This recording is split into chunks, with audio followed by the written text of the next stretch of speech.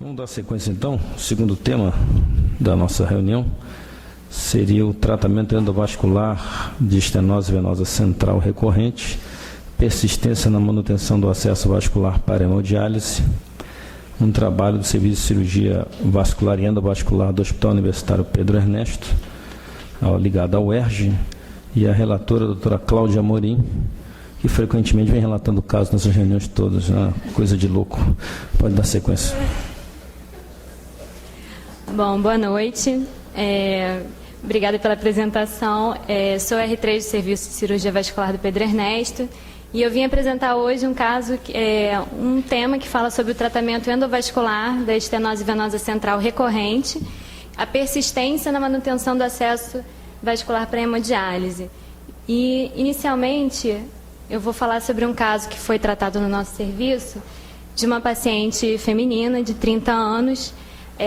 Ela chegou para a gente encaminhada pela nefrologia, com um quadro de inchaço na perna direita, dificuldade de fazer hemodiálise e sangramento pós-diálise. Essa paciente é uma paciente bastante jovem, como eu falei, ela já tinha insuficiência renal crônica já há 13 anos, inicialmente de etiologia ignorada, e há 11 anos ela já fazia hemodiálise. O atual acesso dela é uma alça femoral superficial, superficializada no membro inferior direito. A história dela fala que há 9 meses ela vinha com um edema nessa perna, começou a fazer hiperpigmentação, muita dificuldade de locomoção, dor durante as sessões de hemodiálise e, no final, uma hemostasia bastante difícil desse local. Há 2 meses, começou a apresentar úlceras no membro inferior direito. Bom, a paciente é hipertensa, tem deficiência auditiva, já tinha feito algumas fístulas arteriovenosas prévias que nesse momento não estavam mais funcionantes. E em 2004 ela realizou um transplante renal intervivos, mas apresentou uma rejeição precoce e foi necessária uma transplantectomia. Como eu falei, atualmente ela faz hemodiálise por uma alça de femoral direita, já tem 5 anos esse acesso. Não tem uma história social significativa, e chegou para a gente com um estado geral bom, hidratada, estável, corada, somente com essas queixas mesmo de dor na perna em que foi realizada a fístula de alça femoral. Bastante dificuldade de locomoção. Na ectoscopia, a gente notava um edema de 3 cruzes em 4, a perna já tinha sinais de hiperpigmentação, varizes e essa dificuldade dela de locomoção. Bom, essa é a foto da paciente quando chegou para a gente no nosso ambulatório, em setembro do ano passado. Não sei se dá para ver bem, o edema importante da perna, aqui comparativamente com a outra, hiperpigmentação aqui nessa região a gente consegue ver bastante varizes já nesse membro bastante escurecido. E nós realizamos então uma flebografia diagnóstica nesse mesmo dia. Essa é a imagem da flebo que ela fez. Só para identificar para vocês, esse lado aqui é o lado direito. A gente está vendo aqui a veia ilíaca externa, aqui a hipogástrica, aqui seria a veia ilíaca comum. E a gente notou aqui seria o local onde foi feito o transplante renal, dá até para ver uns clumps na outra foto, e a transplantectomia. Ela apresentava então uma estenose importante nessa veia ilíaca externa e na veia ilíaca comum, do lado direito. Nós então optamos pela angioplastia desses 2 locais. Foi utilizado o catéter balão 1260 e posteriormente nós colocamos um balão 1460. A paciente evoluiu bem, esse é o controle final do procedimento. A gente nota que já não tem mais aquela circulação colateral toda que estava compensando esse membro. E não foi colocado stent nessa paciente porque essa veia estava bastante tortuosa e a gente não ia conseguir adaptar bem o stent para essa paciente. Bom, ela então foi acompanhada no ambulatório, estava evoluindo bem, só que 2 meses depois, 60 dias depois desse tratamento, em novembro, ela voltou para a gente com a recorrência do quadro, né? Ela voltou a apresentar esse edema, voltou a ter hiperpigmentação, dificuldade de locomoção. E nós, então, realizamos uma nova flebografia para a doente, em que a gente viu praticamente o retorno das lesões que a gente já havia angioplastado, né? A lesão da ilíaca externa e da ilíaca comum. Então, nós pensamos o que fazer.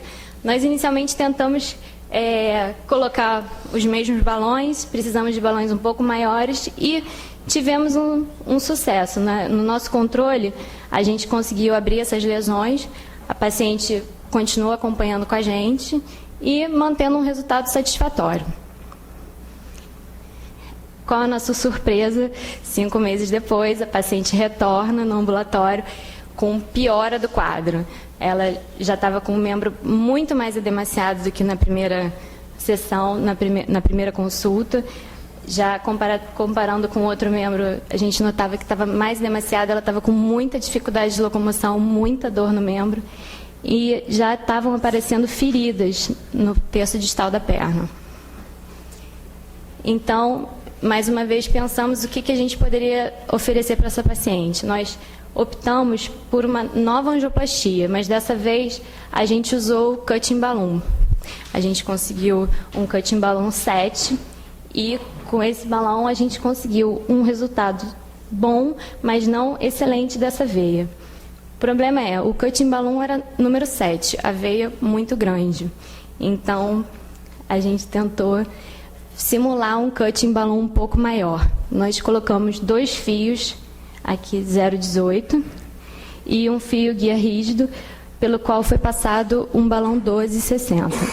Então, nós fizemos angioplastias sequenciais desse segmento, de forma que o balão, junto com os fios guia 0,18, pudessem simular o efeito do cutting balloon. Aqui, só para ilustrar, depois nós usamos um outro balão 14, para tentar abrir mais essas lesões que estavam muito rígidas já. Aqui a gente pode ver os fios. Acho que dá para ver os fios. E aqui já o balão 14. O resultado final, a gente conseguiu, eu acredito pela imagem, nós também vimos lá na hora, um resultado muito bom. Apesar do intenso meteorismo aqui na imagem, a gente conseguiu abrir muito bem essa veia, foi um resultado muito bom. Aqui a gente colocou um contraste de alta osmolaridade para ver um pouquinho melhor. O resultado ficou bastante satisfatório.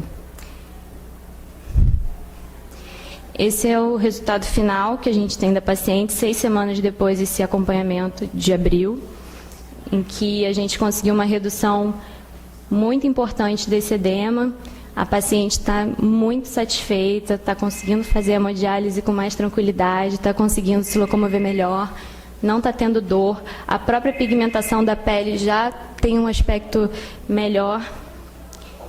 E agora a gente está esperando para ver como é que ela vai evoluir ao longo do tempo, que isso foi recente. Aqui as lesões da perna já cicatrizadas. Bom, agora eu vou falar um pouco sobre a lesão venosa central em si, né? Que é um problema muito comum do paciente que está em hemodiálise. Essa referência, esses dados eu achei numa revista americana, que fala que em torno de 5 a 17% dos pacientes que fazem hemodiálise hoje apresentam lesão venosa central. A gente acredita que no Brasil esse número seja ainda maior, porque a necessidade do implante do catéter em nível emergencial é muito maior do que nos Estados Unidos.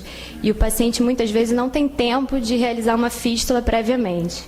Então, a gente acredita que esse número já tenha passado muito dos 17%. A etiologia principal da lesão venosa central é a lesão por catéter de duplo lumen, justamente para realizar a hemodiálise, e o hiperfluxo gerado pela fístula. Em torno de 40 a 50% dos pacientes com catéter venoso em veia subclávia vão evoluir para a lesão venosa central, e 10% dos pacientes com catéter na jugular interna também. Nem todos esses pacientes vão evoluir com sintomas. Quando o paciente está sintomático, a gente tem algumas opções. O tratamento conservador é uma opção, uma vez que a fístula está funcionante. Então, o paciente pode continuar dialisando por esse sítio. Nós estamos fazendo um trabalho lá no Pedro Ernesto, que a gente trata esses pacientes com lesão venosa central, e no Doppler a gente faz um Doppler pré e um Doppler pós. Não existe mudança no fluxo da fístula. Então, a fístula é funcionante, o paciente pode dialisar por ela. Outra opção seria a ligadura da fístula.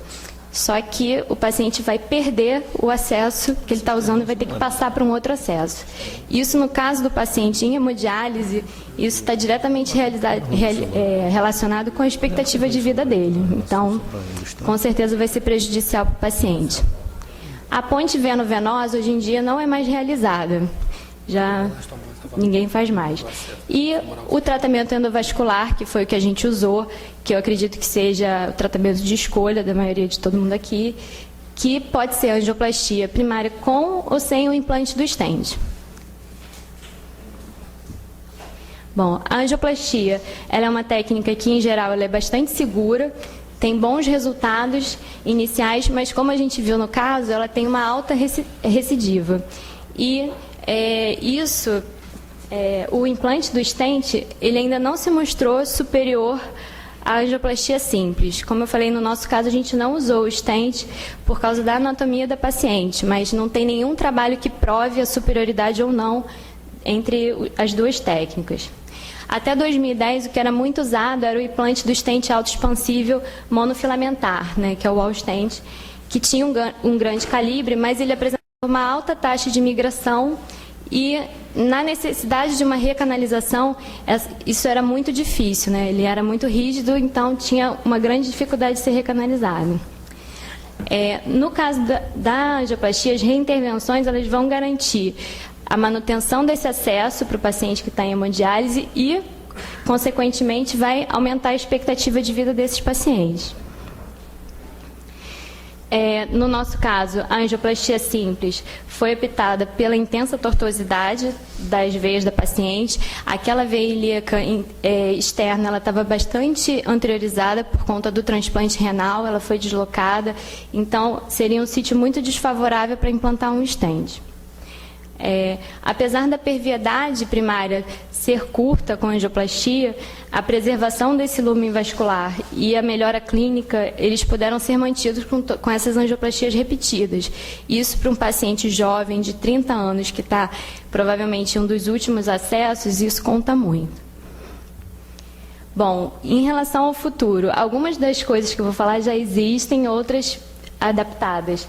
O cutting balloon que a gente usou, inicialmente a gente usou um cutting balloon 7, que não é ideal para veia, né? Ele é muito pequeno, mas um cutting balloon maior para uma veia, ele vai conseguir uma ruptura orientada dessas lesões fibróticas e, dessa forma, vamos ter menos chance de uma hiperplasia intimal e que isso se repita com tanta frequência, né?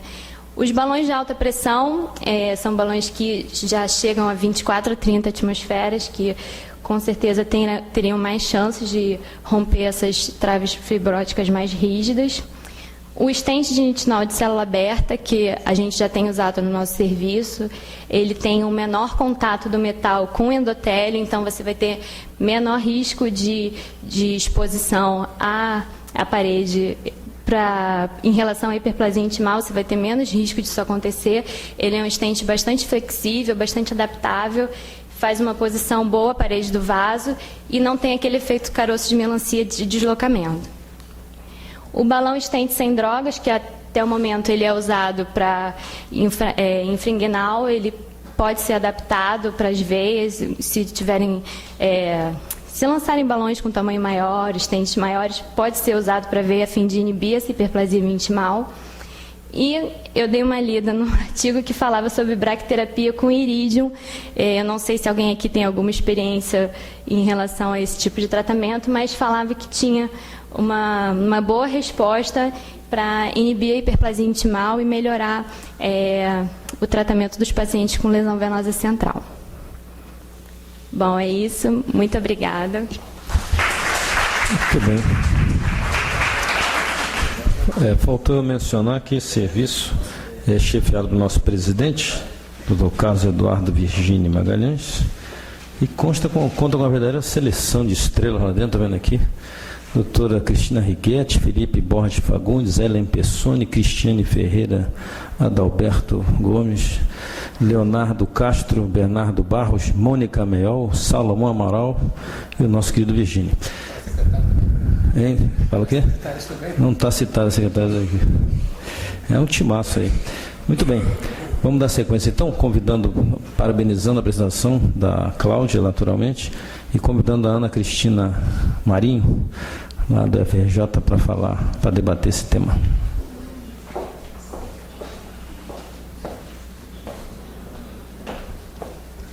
Bom, quero parabenizar vocês, porque realmente é um caso muito bom, porque traz à tona a dificuldade que a gente começa a ter mais frequente, que são os pacientes com esgotamento de acesso venoso.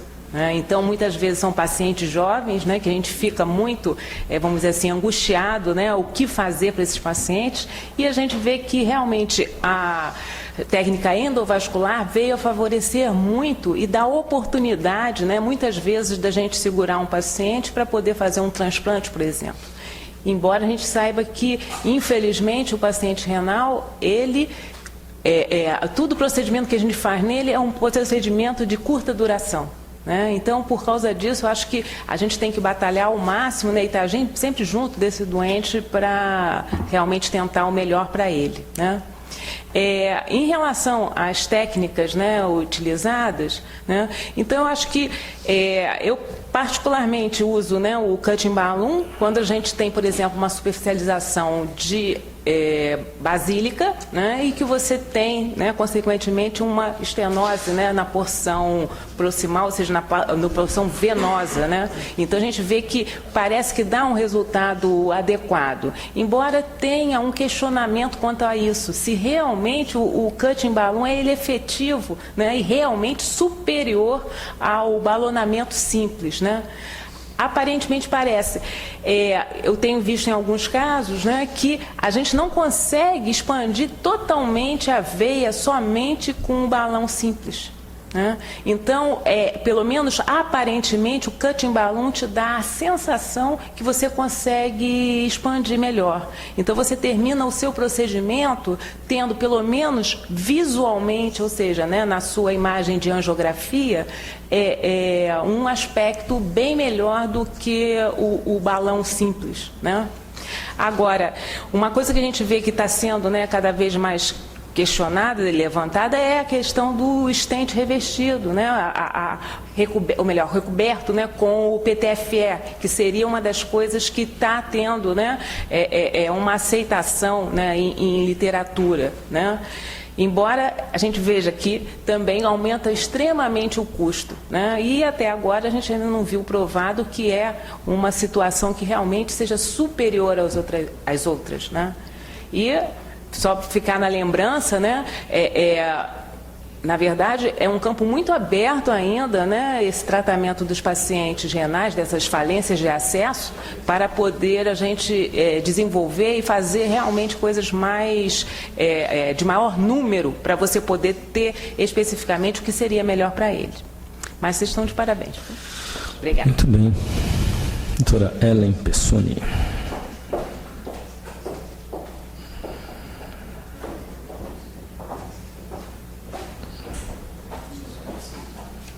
Veja lá para falar, hein? Situação aí. Primeiro, eu queria parabenizar a apresentação da Cláudia, foi muito boa, e parabenizar a equipe pela inventividade de fazer um cutting balloon com um diâmetro maior que não existe ainda, né? Esses pacientes, principalmente os pacientes do SUS, são pacientes que ficam com catéter de longa duração, às vezes 1 ano com um catéter, quando chegam para ser realizada a primeira fístula deles. Isso aumenta muito a probabilidade de fazer uma estenose venosa central, apesar de existirem relatos de casos onde o paciente não tem uso de catéter e mesmo assim desenvolve a estenose venosa central pelo hiperfluxo causado por aquela fístula. Mas é uma coisa que eu acho que tinha que ser trabalhada no nosso meio. É uma coisa que não depende individualmente de nenhum serviço, mas é uma coisa que tinha que ser trabalhada junto à nefrologia, para que esse paciente chegasse antes que isso acontecesse, porque nós sabemos que o catéter ele faz um desnudamento do endotélio, ele faz um processo de inflamação local com migração de células musculares lisas e fibrose. Essa fibrose é muito difícil de ser tratada numa veia. Então, tudo isso é uma tentativa, a gente sabe que tem recorrência grande, esse paciente 6 meses depois, reestenose, a gente trata de novo, daqui a pouco não tenho mais o que oferecer para esse paciente. Então é isso. Parabéns, Claudinha. Muito obrigado, doutora Ellen. Doutor Hermógenes Peter.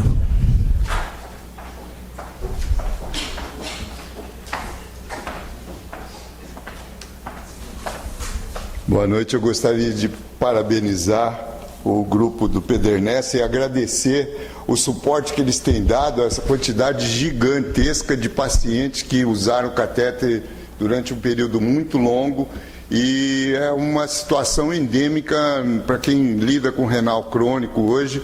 A gente construiu um acesso e de repente vem aquele braço de mortadela, aquela perna, como vocês viram aí, e uma coisa que a gente tem que acreditar hoje é o chamado acesso precioso. Essa paciente já se fez um acesso na perna, ela só tinha isso para oferecer, porque infelizmente, provavelmente foi tudo esgotado no membro superior. Ninguém vai ser leviano de fazer acesso em membro inferior para fazer uma situação dessa, que é ruim para o paciente, de certa maneira.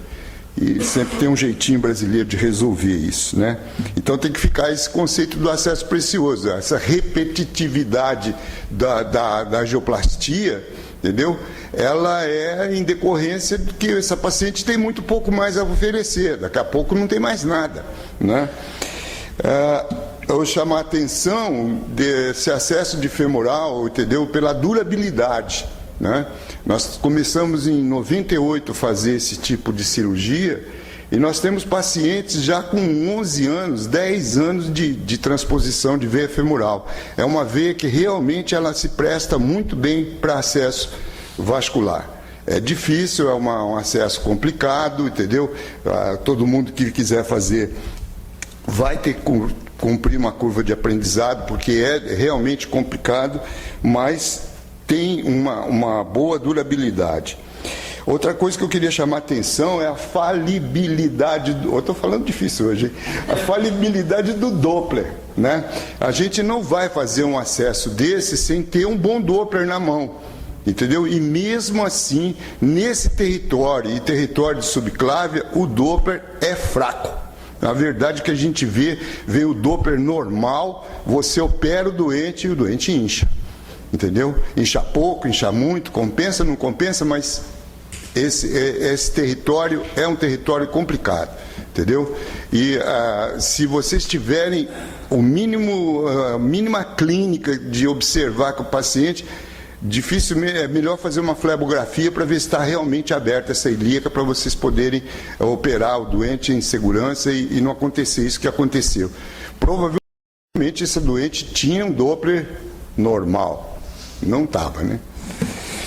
Outra coisa que a gente tem que chamar atenção e a gente tem que tentar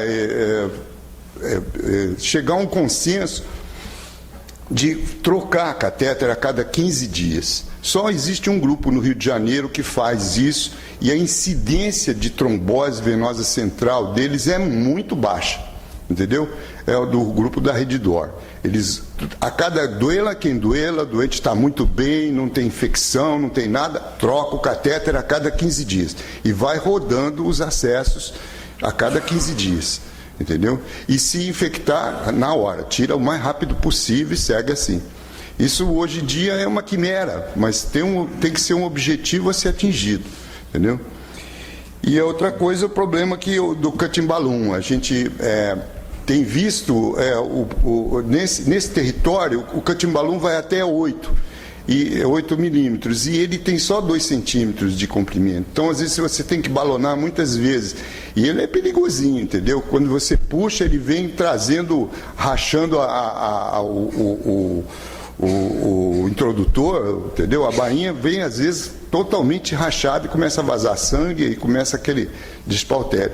Mas ele tem sido muito útil, né? Principalmente nesses casos que não se consegue abrir de jeito nenhum. E você bota o balão, a gente não tem esses balões assim à mão com facilidade, tipo o Conquest, que vão até 30 atmosferas e tudo.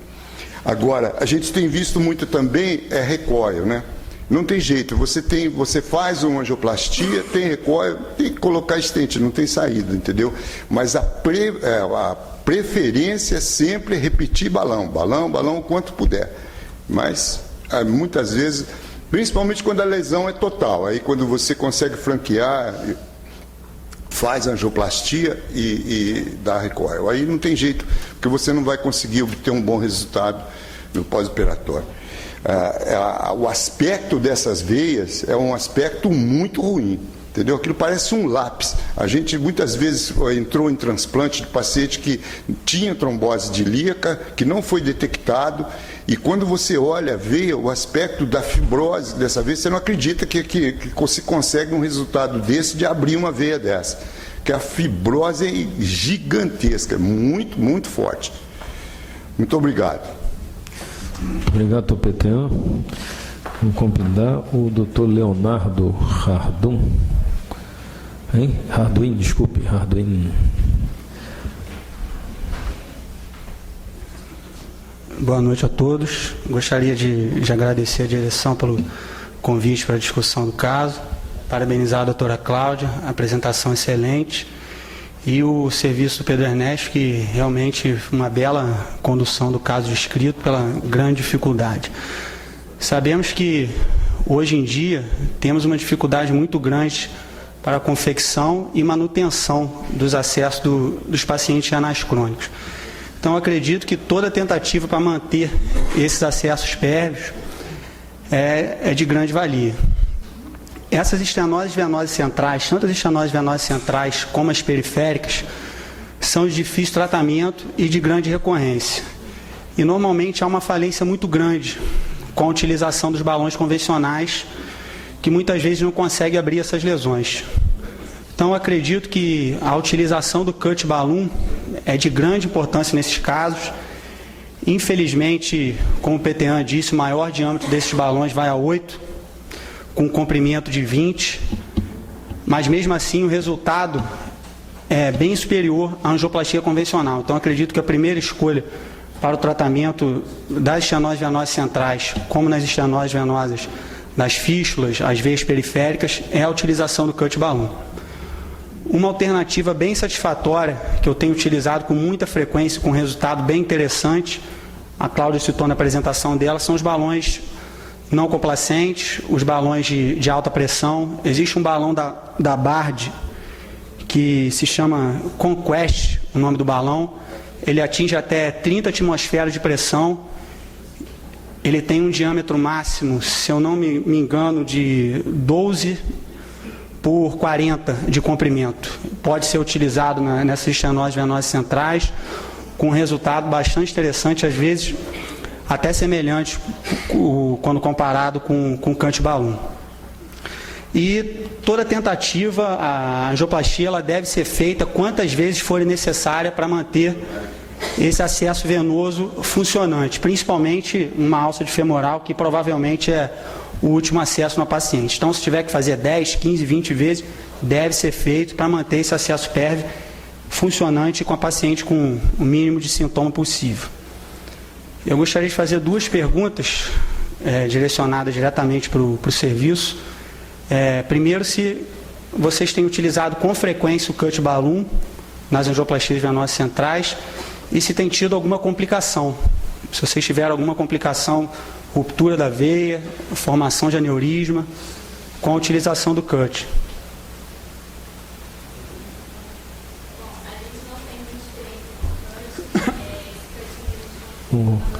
Ô, Cláudia, fala no microfone aqui.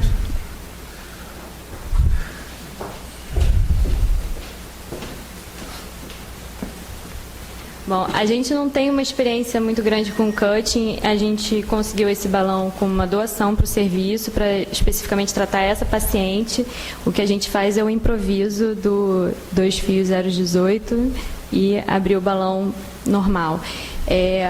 Teve uma vez que a gente usou um cutting balão desse que na hora da retirada ele rasgou a bainha. A bainha ficou toda aberta, mas ele nunca estourou e nem nunca lacerou a veia no trajeto da retirada dele, não.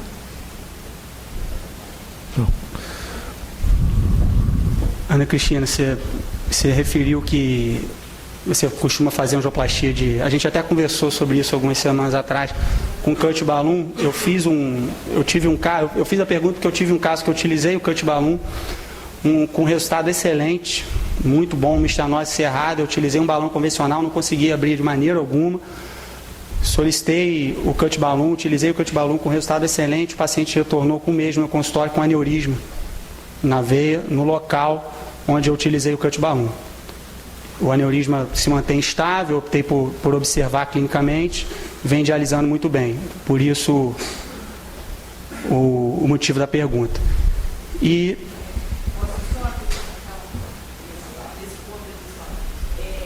Lá no microfone. Doutora Ana, lá no microfone. Pode acrescentar o microfone. Vai ser filmado, vai apresentar marketing pessoal, beleza. Eu só utilizo o cutting balloon nessas situações, né, que são as fístulas altas, né, seja cefálica, seja superficialização da basílica. Eu não tenho usado em estenose central propriamente, né, que o calibre é exatamente por causa do diâmetro do balão. E não tive, né, até o momento, nenhuma complicação nesse tipo, né, assim, de ter feito aneurisma nessa região, e ou ter ruptura ou ter lesado a bainha. Não são muitos casos, também não posso, né, assim, dizer que é uma coisa, né, que não acontece, mas eu não tive. Agora, basicamente eu chego até 7 de balão, eu não uso 8 não, eu chego até o 7, 6 e 7 dependendo do diâmetro da veia. E também chamando a atenção, né, isso para a veia, né? Se eu tenho uma prótese de PTFE, se eu utilizo PTFE para fazer, e a gente tem estenose na parte venosa, né, na boca venosa, eu instalo primariamente stent. Eu uso cut e depois, se necessário, Muito bem, tá bom. A segunda pergunta, você referiu que a literatura hoje você não tem definição sobre a utilização ou não de stent primário. Vocês têm infelizmente a doutora Cristina não pôde comparecer, mas ela tem estudado, tem comparado a utilização de stent primário com angioplastia sem stent, angioplastia simples. E você tem alguma opinião formada em relação a isso? Se a utilização do stent é superior à não utilização dele na estenose venosa central?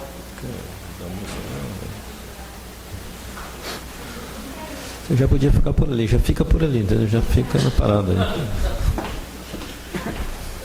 Bom, o trabalho que a gente está fazendo lá na UERJ, a gente está comparando o uso da angioplastia simples com o uso do stent no tratamento da lesão venosa central, tanto na oclusão quanto na estenose. Esse estudo é um estudo randomizado, vão ser 40 pacientes para cada grupo e até agora a gente está mais ou menos no meio do estudo, né? Então não tem nenhuma conclusão formada. O que a gente observa é como eu estou presente todos esses casos, praticamente, eu vejo que o uso do stent ele tem tido uma resposta melhor, mas isso ainda não é um resultado conclusivo. E a angioplastia simples, muitas vezes ela tem um recoil grande, então mesmo o paciente, às vezes, quando vai sorteado para o grupo da angioplastia, o recoil, ele, de certa forma, ele leva o paciente à colocação do stent. Na verdade, o que ela está falando é que a falha do angioplastia primária é muito maior do que com o stent primário. Isso está claro na amostragem que já existe lá, na verdade. Queria fazer alguns comentários. Na verdade, esse caso, eu trouxe aqui, não é um caso tecnicamente difícil. A gente trouxe por alguns motivos. O principal deles é a questão que a gente sempre fala lá no serviço, não só para fístula, mas para doença arterial, doença inguinal, enfim. A endovascular deixou claro que a gente precisa casar com o doente, né? Você faz o primeiro procedimento, você precisa seguir esse doente, não tem jeito. Ainda mais no caso da fístula, esse paciente vai falhar em curto prazo, 3 meses, 60 dias, 6 meses, e o que vai manter esse como diz o PT, esse acesso precioso é o segmento e a intervenção sempre que você puder fazer precocemente, né?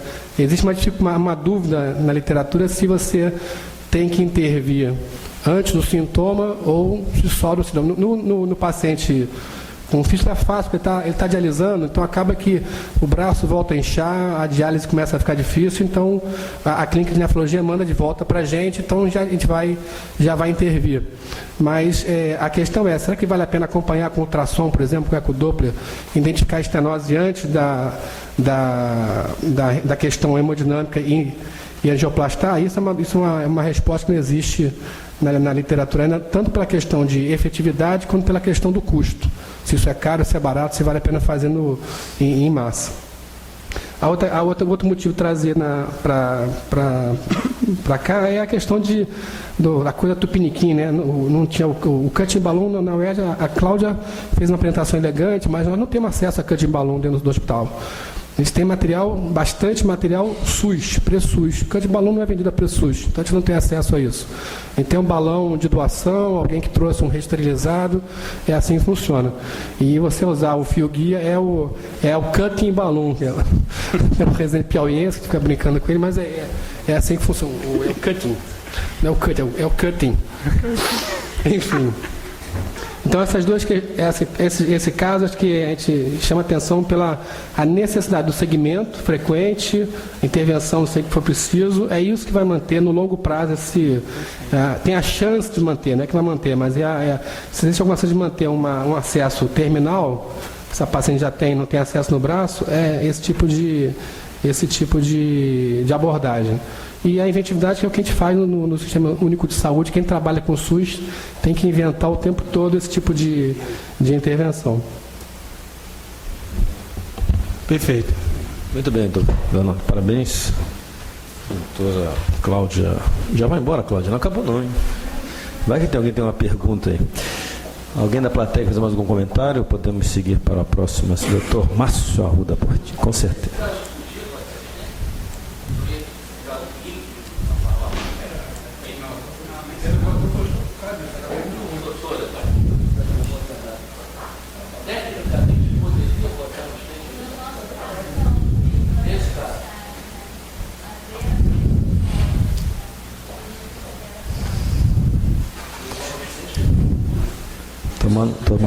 Eu queria só fazer uma pergunta técnica para o Dr. Petean.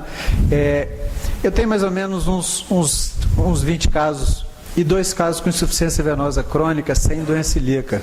E, coincidentemente, os 2 pacientes já tinham... Um deles tinha feito uma fístula com a veia safena na perna e o outro tinha uma safena flebitada. O senhor, normalmente, quando avalia esse doente no pré-operatório, o senhor considera a safena interna pérvia como obrigatório para fazer a alça de femoral, não? Inclusive, um doente, a gente teve que desfazer a fístula no dia seguinte. A gente estudou, não tinha trombose venosa, e a única coisa que a gente tinha de palpável era a ausência da veia safena interna.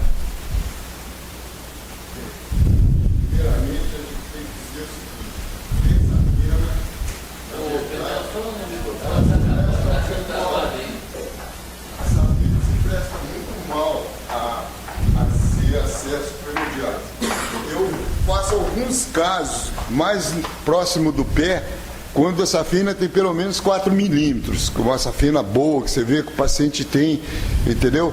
E ali o paciente refere sempre muita dor, porque o nervo safeno tem muita promiscuidade com a veia. E eu começo a ser funcionado, começa a dar neuroma, começa a dar um monte de problema. Outra coisa é que a veia safena, ela tem parede muito muscular, ela tem a muscular dela, a média, é muito espessa e ela não dilata.